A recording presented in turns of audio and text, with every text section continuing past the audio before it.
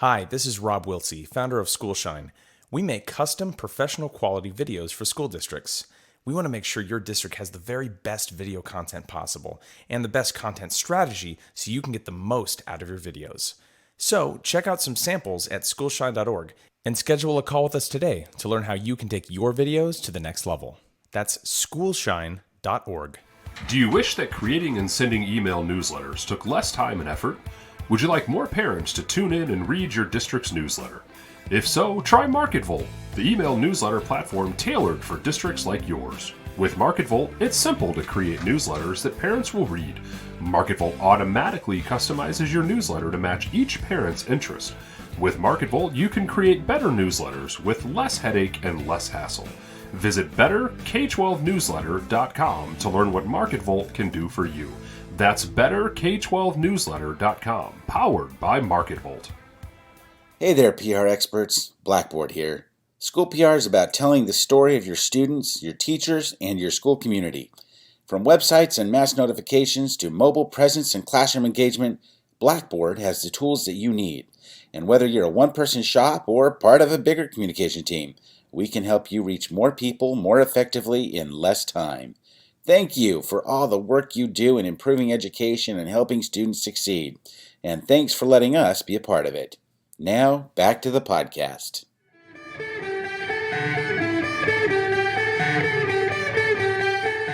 Advocating for public education, sharing our stories, and celebrating our schools, students, teachers, and staff. From crisis communications to media relations, social media, and everything in between, we're here to give you the best strategies, tools, and techniques to help educators help our kids. Welcome to the School PR Podcast, brought to you by Blackboard, Schoolshine, and MarketVolt. Here's your host, Ryan Ferran.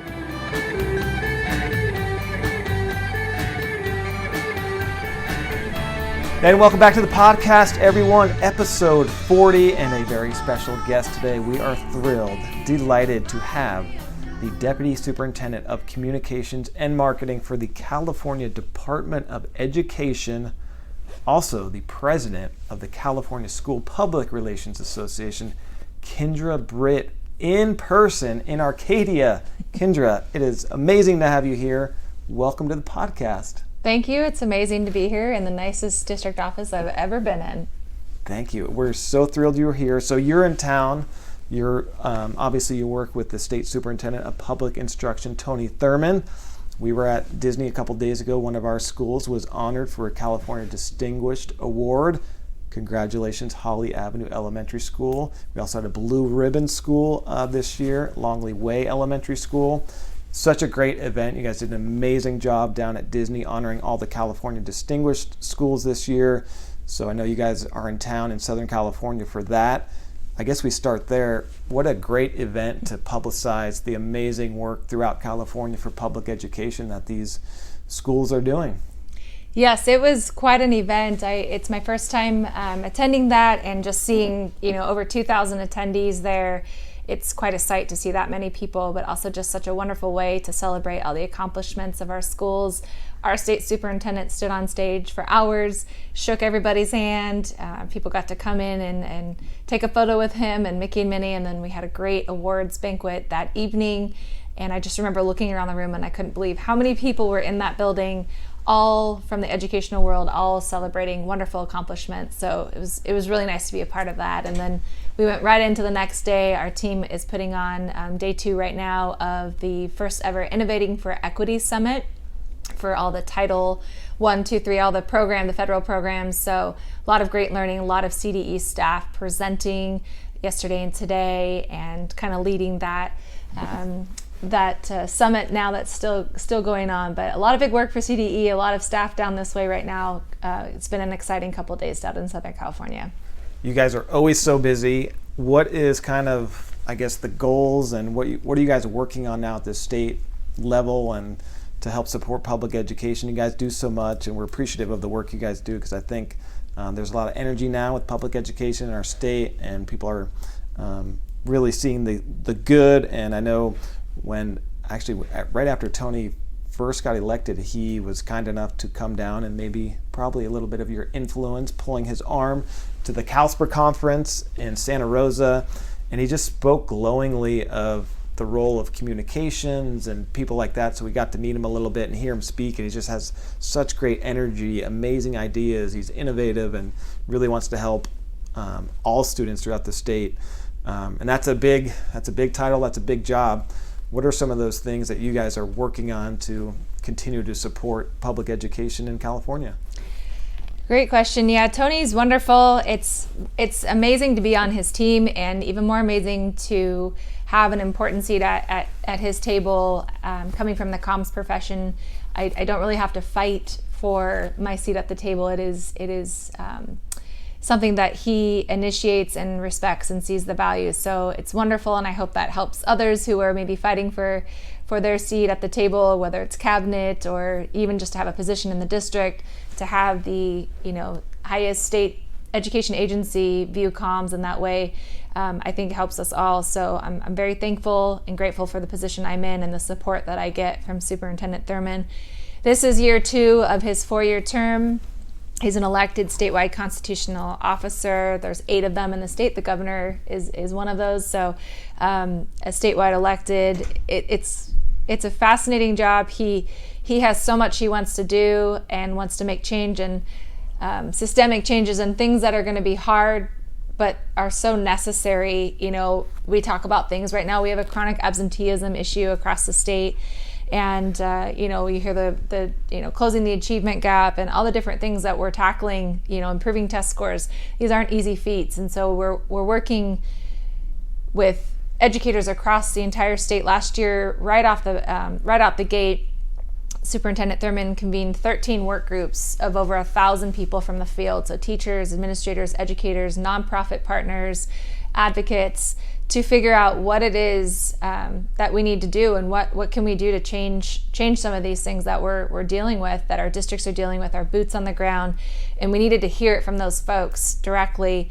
And what's amazing is we did a year of that. We did some short-term goals, long-term goals, and then what most people might not know is we took the work from those 13 work groups and we created an education proposal that we sent to the governor's office in fall of 2019 to help influence what budget was going to be coming out in January. And when we heard the budget get announced, we were pleased to see that a lot of what we asked for is in that budget. And that's thanks to the, again, over 1,000 educators that came in and helped us understand the needs and how we can help serve those. And so I think just having that perspective, and instead of just decisions being made in Sacramento on your behalf, we're listening to the people who this would actually directly impact and get their input. So that was wonderful. Some of the highlights from the budget we looked at were community schools, which really has that whole child, whole family approach, those wraparound services, and we saw nearly $1 billion be allocated for professional learning. That helps us with teacher retention and teacher recruitment efforts. It's, no surprise to many that know that we have a teacher shortage in the state, but also we have teachers who are nearing burnout because of the pressures put on them. They are the school counselors, the psychologists, the nurses, in addition to the teachers if they aren't being supported with those other positions. So being able to put some efforts there. We've got big plans to diversify the teacher workforce, so part of that will go in there and getting more teachers of color into our schools. Students do better when they see teachers that look like them, and our schools are diverse. California is a very diverse state. We saw more support for special education.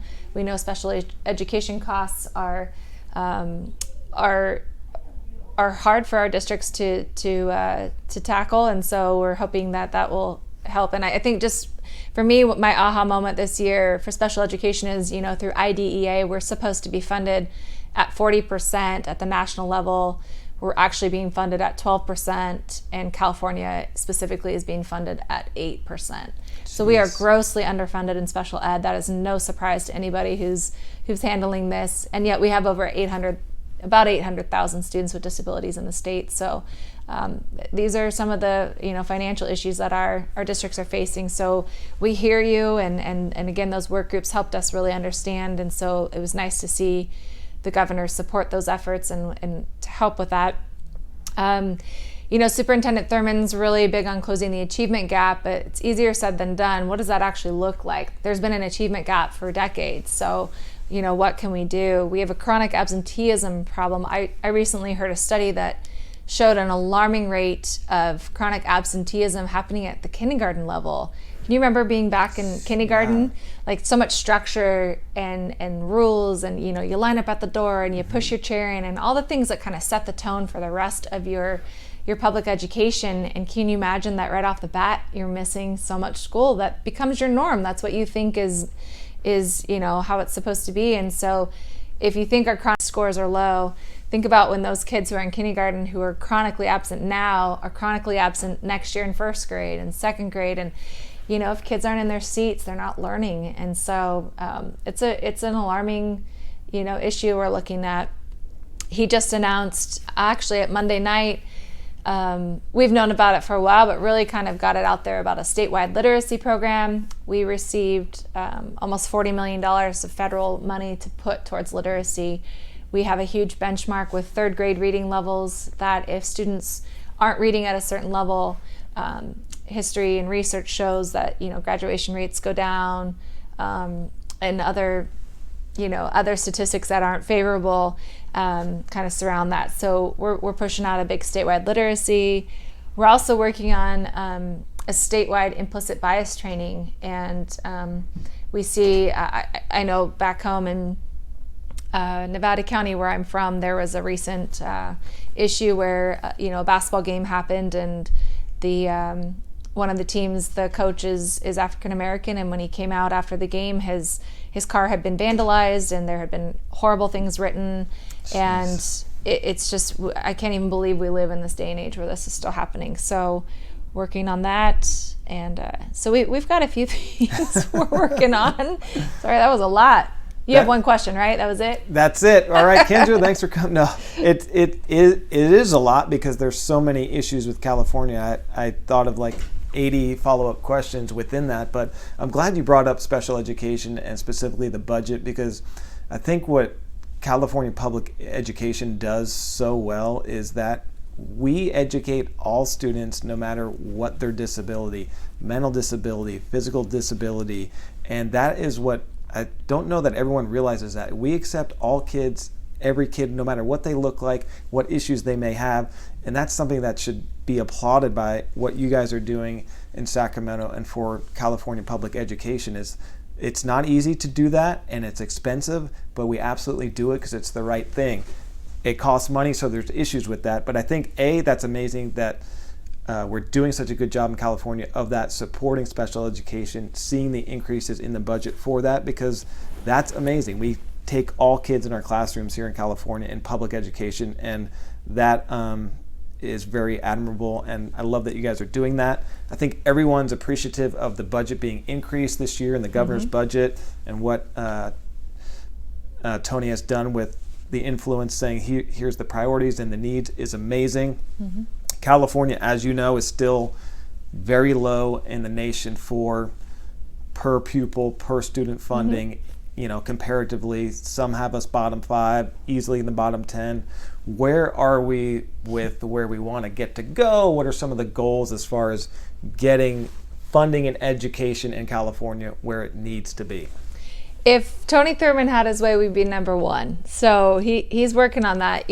Sometimes we say 41st, sometimes we say 39th. It depends on what you're factoring in. But either way you look at it, that's really low. And we're the 5th largest economy in the world, and yet we're not putting our money where our students are. And we need to show them that we support them and that we do want them to succeed and get them ready for the workforce. And we need to do that by putting money, in resources that support them and allow them to, try out STEAM programs or have access to STEAM. Tony loves talking about STEAM as a great equalizer, because if you look at, the governor talked about in his budget, there's 23 districts they looked at that have high African American student populations where they want to throw some targeted efforts to help close the achievement gap.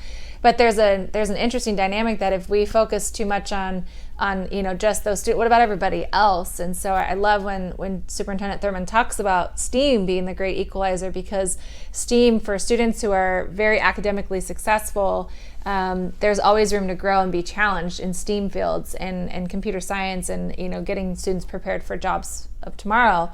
And then the students who don't actually have access, and there's the equity issues, STEAM is still that equalizer where if those opportunities become available for them, there's room for them to grow, maybe find a career they're passionate about, jump in a pathway that they can start in middle school, carry out through their high school, and get them ready for college or career. So big efforts to push STEAM programs, and again, you talked about the special ed. It's we want to educate all students in an equitable way. So we don't want funding to be a reason why students don't have access to things, and we don't want their socioeconomic background to be a reason, or their disability to be a reason why they don't have access. So it's a big thing to put on his shoulders, but he does. He wants equitable education for all, truly for all students, and it's an honor to work for him and to carry out this work. And we have a lot to do. We're already in year 2.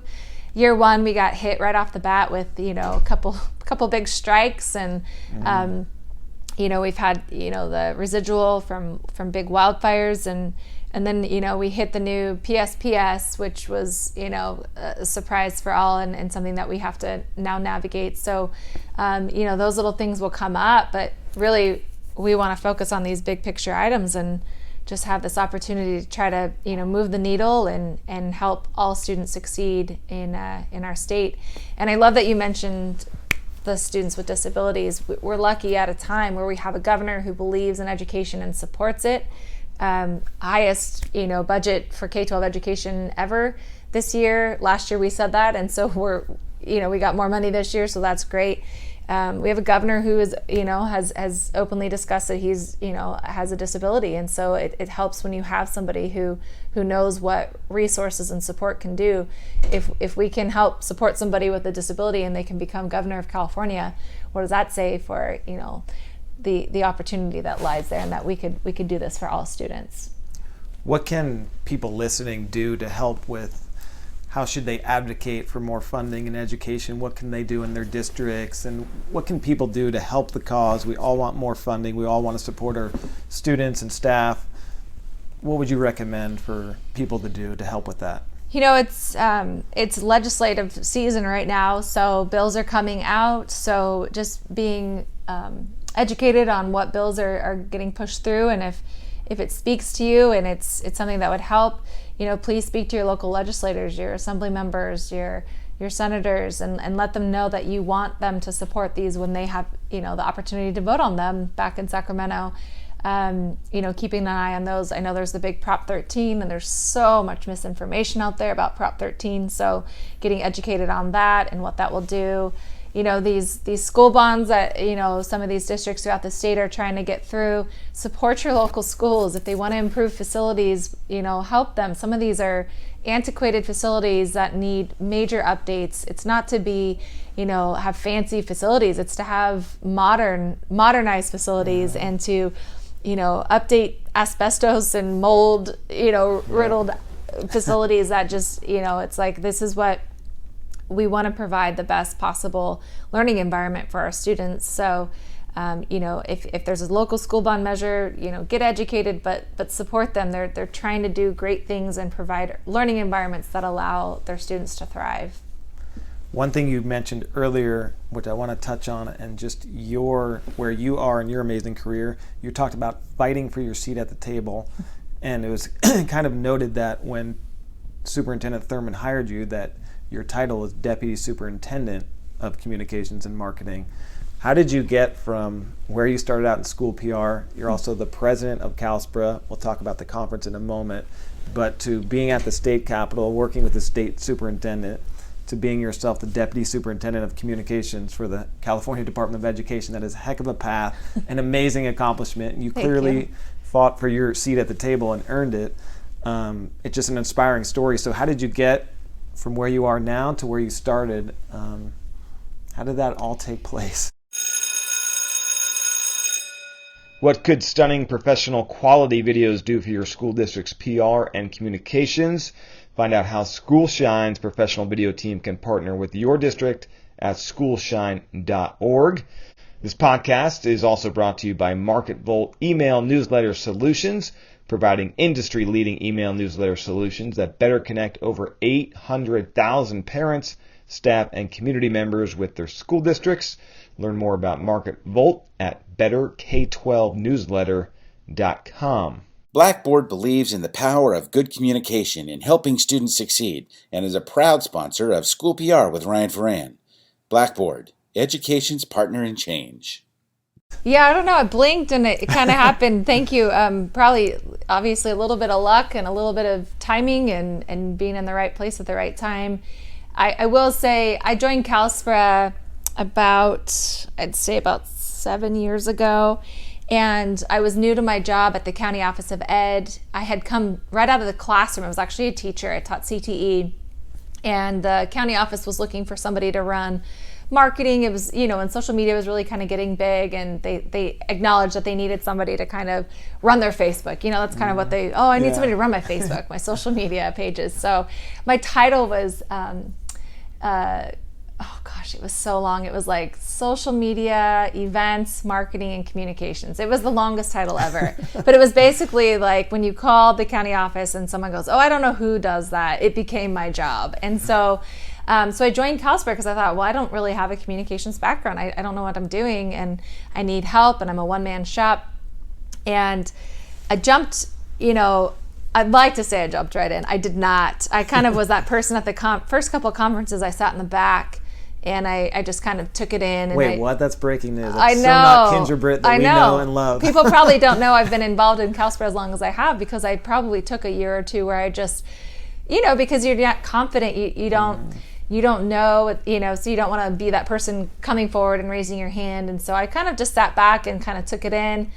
And then I remember I walked up to the board members at the Disneyland conference a couple years ago, and I respectfully told them that they needed help with their program because it was hard to follow and it was never printed well, and they were blurry. And I just thought, instead of just complaining about it, I said I'd offer to do it, and so if it was helpful. And so that's kind of how I got more involved, and then I became an extended board member, and then I ended up getting on the board. But all through that, I benefited greatly from my growing tribe of school PR people, and the listserv, my goodness, saved me multiple times and really just helped develop who I have become as a communications person. I mean, any part of my job that's communications related, I owe to the School of CalSPRA, the degree I got from CalSPRA. Yeah.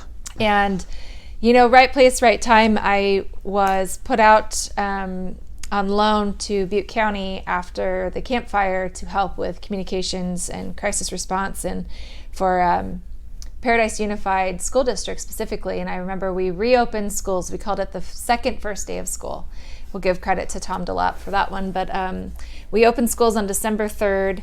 And it was my job to get the newly crowned State Superintendent Tony Thurmond arranged to come up and visit schools. And what was interesting, and this says a lot about him, is he didn't want anybody to know he was coming. And when he got there, he didn't want to tour. He wanted to go immediately behind the lunch line, well, it was breakfast, I'm sorry, and serve kids.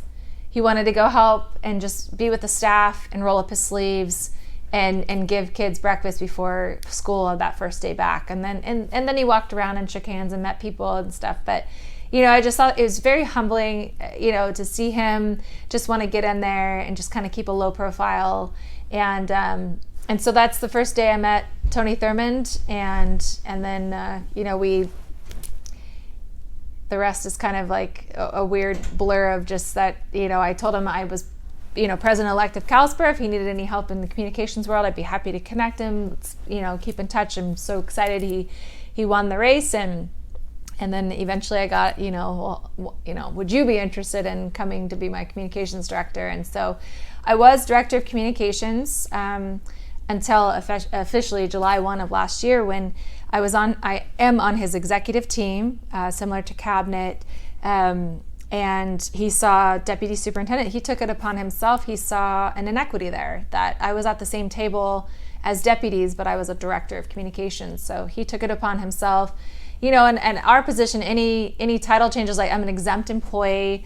And what that means is that anything, I'm appointed, the governor has to approve it. They have to approve the title, they have to approve the appointment.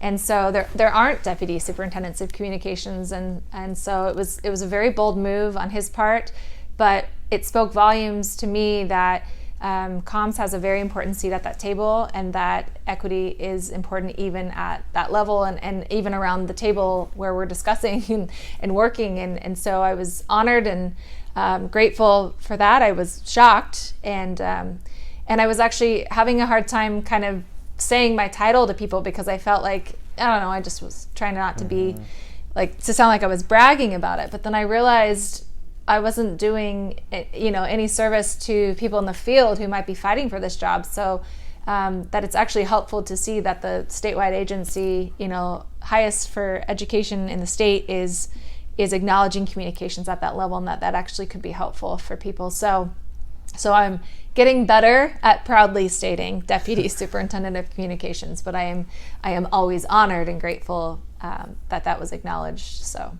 well, the fact that you earned that title and your position and you got that has done just such a great job in advanced school PR at the state level, and just the ability to say that there is now a Deputy Assistant Superintendent of Communications, what you've done for the field and getting the seat at the table and making it an equitable position to compare to everyone else on his executive cabinet is amazing. So congratulations and thank you for that, because it does bring a spotlight to the communications role in obviously education. And there's been people, you mentioned Top to Lap, I know yourself, and so many people that have been fighting for hiring more communications professionals in education so we can share our stories, let everyone know why public education is so powerful, how we educate all students, including special education students, sharing our stories so when we need to go out for partial tax, bond measures, and all that sort of stuff, we get public support so they understand the importance of it. But I just think that's amazing that you did that. Congratulations. Thank you. And then there's always the question that we talk about, we say fighting for your seat at the table. And so you mentioned it too earlier, whether it's, trying to get on cabinet or on the executive team and getting the communications person at that table, in that role. And there's always, it comes up at our conferences all the time, like, how do I do that? Like, I'm not on the cabinet right now, but I want to be in there. I want to help them more. What is your advice for people to do that? And how do they kind of prove that they should be in the room, they should be on cabinet, and they should, not just send out the communication afterward, but be a part of the process and help the superintendent work through the potential issues and all that. What do you say to people that they want to see at the table too? What should they do? I think it starts with, you got to be your own advocate. I know that's not always an easy thing to do. So I think that's where the CalSPRA board could come in and help if anybody needs, some coaching or some encouragement to advocate for yourself. It depends on what your superintendent's views of communications are. If you have a superintendent that's all in for communications, that's probably going to be an easier conversation. If it's one that's still kind of trying to see the value, it might be a little bit more difficult. You might need to go in and prove yourself for a little bit. But I think if you are a communications person on a district or county office team, somebody already believes in the role, and so the advocacy might not be as hard as you think, but certainly our board would be happy to help you advocate for that. And what I'd love to do is plug a little bit of the value we have on the CalSPRA board. Right now we have 2 superintendent's chairs on our CalSPRA board. We have one from a county office and one from a district office, both firm, solid supporters of the communications role.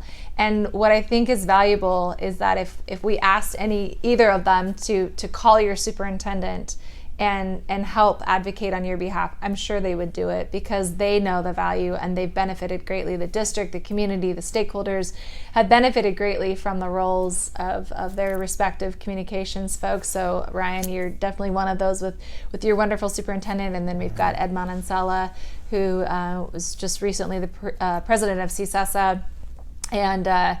and takes in that county office lens. So I would recommend that, because we're so thankful to have them on the board, and I think they are great advocates. And that's more of like a colleague to colleague thing if you feel like your superintendent really needs to hear it directly from another superintendent. But those are a couple of things that, that we'd be happy to help with, and that's something that CalSPRA would be a great resource. Happy to help in that regard.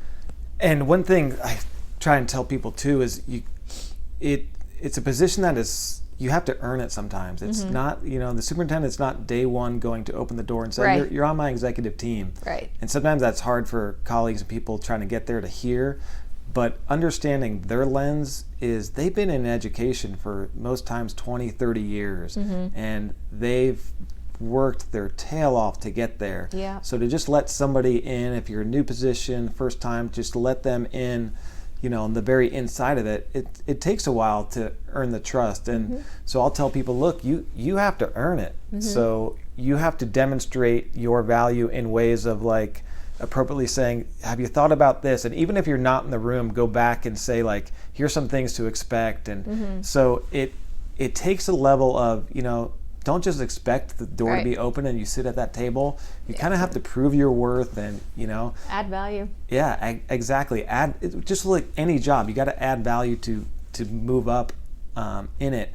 And then the superintendent's executive team and cabinet, it's not always an 8 to 4 o'clock position. So when something happens after hours, the weekends, like you got to prove to them that you're going to be there with them as well, because they're, school bell may ring at 3, but that they're still going.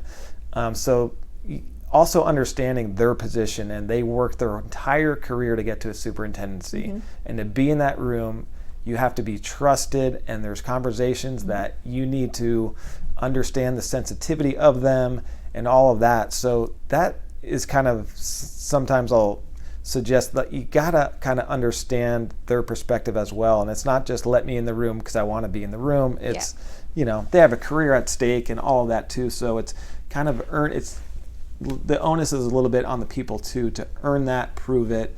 And there's a lot of ways to do that. But it's such an important role. And we're seeing more and more school districts hire for the first time school communications folks, and more people are on cabinets and executive teams and all of that. So it is exciting to see, and I love your advice. And Dr. Van Alstall would obviously always be willing to talk to people. He was just, when you met with them earlier, he was talking about the listserv and the wonders it does for him as a superintendent, seeing some of the issues come through the state, the resources he gets, sometimes before it comes to Arcadia.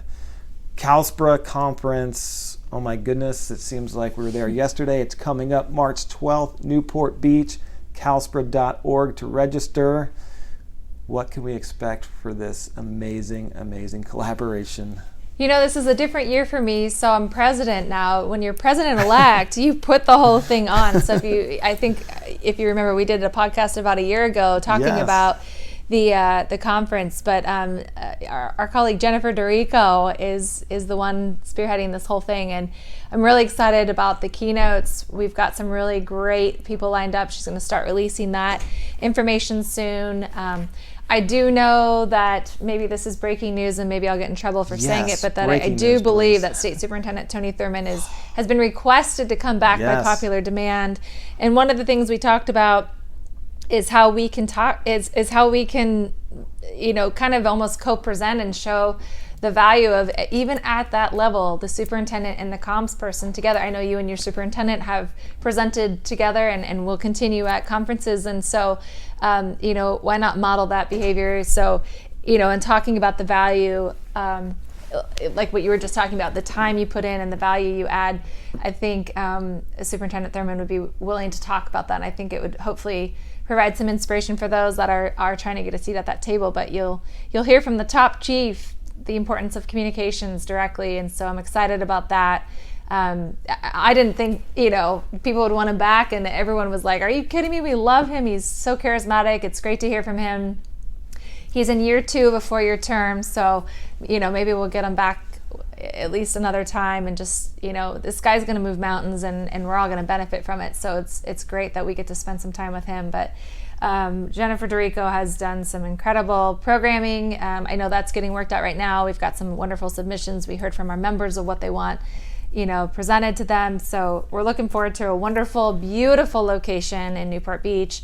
And as always, an inspiring and energizing couple of days. It's just, that's the tribe, the people who know what you do and they know what you're going through. They're in the trenches with you. They're just in a different trench in a different, town or city or county or wherever they are. And those are the people that get what you do. And so it's always nice to just decompress and debrief with others. You kind of do that in between sessions and afterwards, and then you learn all day and then get inspired by keynotes, and you just always go back after CalSPRA just ready to add new things. You learn skills, interactive, all sorts of great tools, and then you come back with a new network too, people that you see on the listserv, but now you know their face to their name, and now you've made that connection with them. And so it's wonderful. I look forward to it every year, and so I can't wait to see everybody. I can't believe it's already that time of year again, but yeah, we'll see everybody in just less than a month. So it's not too late to register,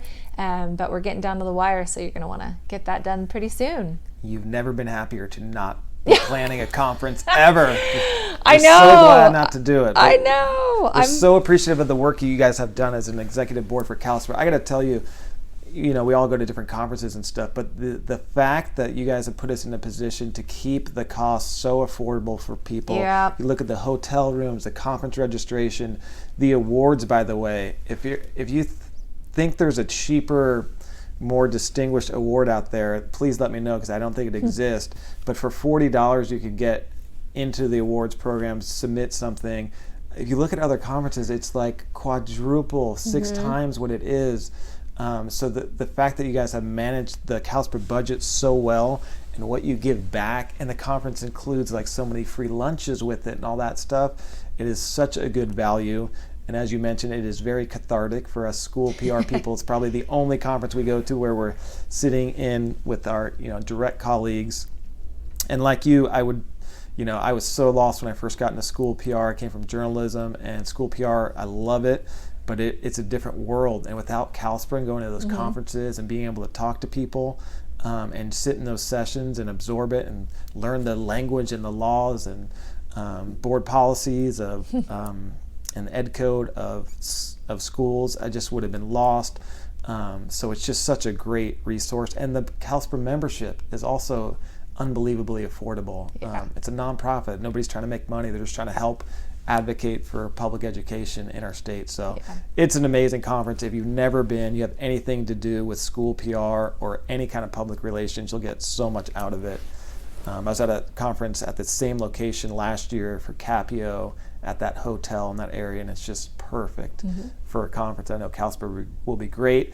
Superintendent Thurmond, I was one of those ones who suggested we bring him back if we can. He's such a dynamic speaker. Not only what he's doing for public education, but his story is remarkable too. And the fact that you guys are presenting together possibly would be amazing.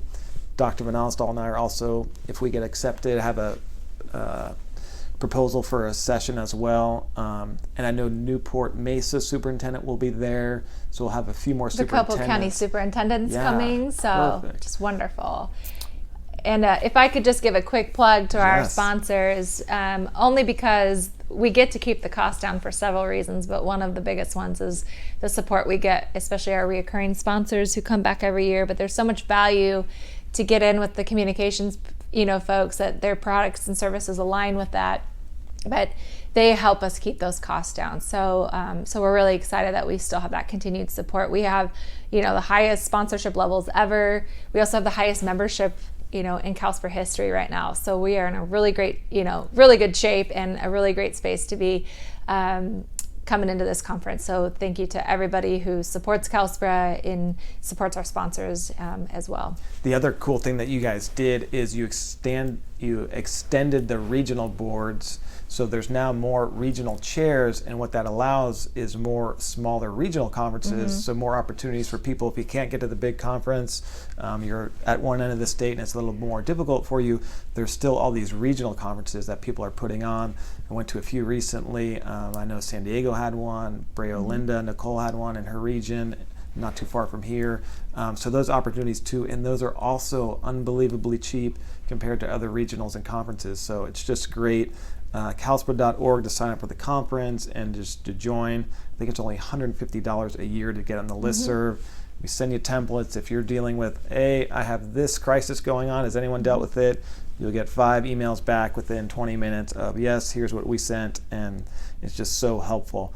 Anything else, Kindra, that we should get to before we wrap up one of the greatest podcasts in the history of podcasts, thanks to your presence and you being here? No, thank you. I think I said probably too much, but I would like to give a shout out to Arcadia for hosting me today, and your superintendent for taking time out of his busy schedule. This is probably the coolest, nicest district office I've ever been. I'm jealous. Now I go back to my state office with my unmatching furniture, and I'll be humbled by that. But thank you for both of your time out of your busy schedule today. This is an incredible site. So I know Ryan is looking for a PIO right now. Yes. He lost his sidekick, which is so exciting. Congratulations to Amber. But if I was looking for a job in this area, this would be where I'd want to land. This is an incredible facility and a great team. So just going to give a nice little plug for Arcadia today. Yeah. You even got to see the office the new PIO will sit in. I sat in it. I tried it out. So just letting you guys know, it's great. This place is an amazing place to work, and I would do it in a heartbeat. So hopefully you get somebody good. We have one of those budget problems that some other districts have, where we're one of the lowest funded, but we have to go out and advocate to our community. Where you mentioned how beautiful our district office is, but we had to go pass a bond measure to do it. Luckily, we're able to do that. We have a partial tax. You have students here. Yes, we have students downstairs. When you're not disconnected, there's actually students here. That's such a cool thing to get to go downstairs and see learning happening. So this facility is amazing. You guys consider this position if you're in any way considering it. I would highly recommend it. We have an amazing Board of Education. We have amazing teachers and staff. You talked about the teacher shortage. We don't have that because people want to collaborate with our teachers. Our superintendent, Dr. Van Alstal, who's, as Kindra talked about, is a CalSPRA board chair. Yeah. He believes in communications, so it is a great district. But just the people that have come before us in this district, I mean, I don't like to kind of toot our own horn, but it's nothing to do with the current folks, myself or anybody. The people before us in Arcadia have just set the groundwork for just an amazing district. What is possible in public education? We send kids to the Ivy Leagues every year by the dozens, and they also go to PCC and junior colleges. They have pathways, they have lab school downstairs, but it's like, I love the fact that this community and the parent support has figured out, like, this is what we want for public education. We'll support it.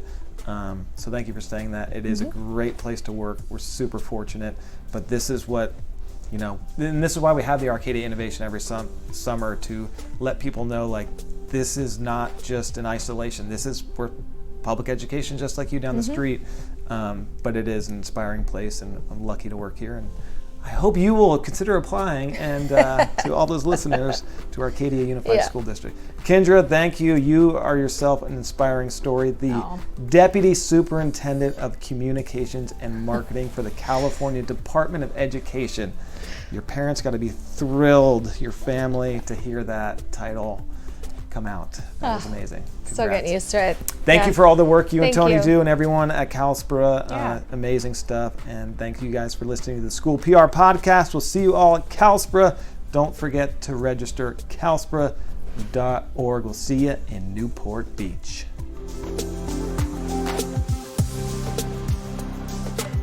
Hi, this is Rob Wiltsey, founder of Schoolshine. We make custom professional quality videos for school districts. We want to make sure your district has the very best video content possible and the best content strategy so you can get the most out of your videos. So check out some samples at schoolshine.org and schedule a call with us today to learn how you can take your videos to the next level. That's schoolshine.org. Do you wish that creating and sending email newsletters took less time and effort? Would you like more parents to tune in and read your district's newsletter? If so, try MarketVolt, the email newsletter platform tailored for districts like yours. With MarketVolt, it's simple to create newsletters that parents will read. MarketVolt automatically customizes your newsletter to match each parent's interest. With MarketVolt, you can create better newsletters with less headache and less hassle. Visit betterk12newsletter.com to learn what MarketVolt can do for you. That's betterk12newsletter.com, powered by MarketVolt. Hey there, PR experts. Blackboard here. School PR is about telling the story of your students, your teachers, and your school community. From websites and mass notifications to mobile presence and classroom engagement, Blackboard has the tools that you need. And whether you're a one-person shop or part of a bigger communication team, we can help you reach more people more effectively in less time. Thank you for all the work you do in improving education and helping students succeed. And thanks for letting us be a part of it.